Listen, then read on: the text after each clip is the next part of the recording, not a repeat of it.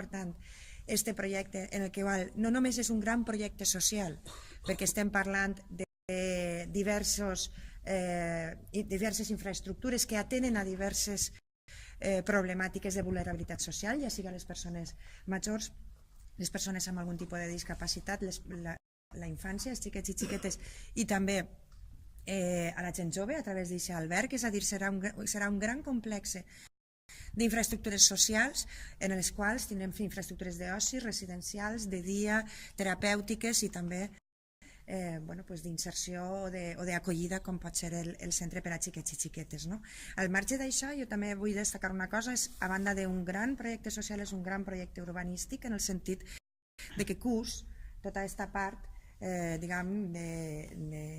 la ciutat de Llíria que mira cap al parc de Sant Vicent i per tant també és una gran actuació d'unir al casc urbà les urbanitzacions del voltant del parc de Sant Vicent, el propi parc i el casc urbà, amb la qual es regenerem urbanísticament i també el que fem és protegir socialment, amb la qual és un projecte per a mi molt destacable. Vull destacar l'esforç que ha fet la Generalitat en el que és el reforçament dels equips socials dels serveis socials municipals. És a dir, en el que ateny a Llíria, la subvenció des de 2015 fins a 2018 s'ha incrementat un 327%. Això que ha permès passar de 3 professionals a 9 professionals. A 9 professionals més, és a dir, a 12 professionals. Passem de 3 a 12, incrementem 9 professionals els serveis socials de base, amb la qual què hem aconseguit? Que no hi hagi llista d'espera en les ajudes d'emergència, que se pugui atendre les persones a diari, que les ràtios, els habitants que atén cada professional hagin baixat de 6.900 a poc més de 2.000, per tant estem acostant-nos ja a unes ràtios molt més raonables. Vicepresidenta, realment és una zona allunyada del casc urbà, difícilment ahir es podrà donar una reinserció dels menors. Parle del centre on vindran els menors de Montolivet. No, això està pegat al casc urbà. Està separat, però no està a quilòmetres i a més està connectat amb transport públic. En qualsevol cas, tinguin en compte que un centre de recepció és un centre on els xiquets i xiquetes no han de passar més de 45 dies, amb la qual és un centre de primera recepció, per això se diu recepció, i després ja una vegada s'ha fet el primer acolliment, se trasllada els xiquets i xiquetes a les ubicacions definitives, amb la qual quan estàvem parlant d'inserció estem parlant més de lo que són altres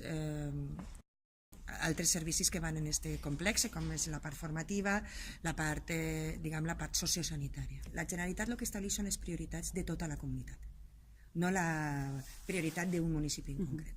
Aleshores, òbviament, hi ha servicis que s'ubiquen en determinats espais i que donen abast, en aquest cas, provincial, com passa en altres serveis. I això és algo que la prioritat l'estableix la Generalitat, no l'estableixen els municipis. I per això està el govern de la Generalitat, per establir les prioritats comunitàries de tota la comunitat autònoma. Perquè si cada poble estableix les seues prioritats, entonces no tindríem servicis comuns i n'hi hauria coses que no podríem tindre. Així estem parlant de xiquets i xiquetes que no tenen pare ni mare. Estem parlant de xiquetes i xiquets en situació de desamparo.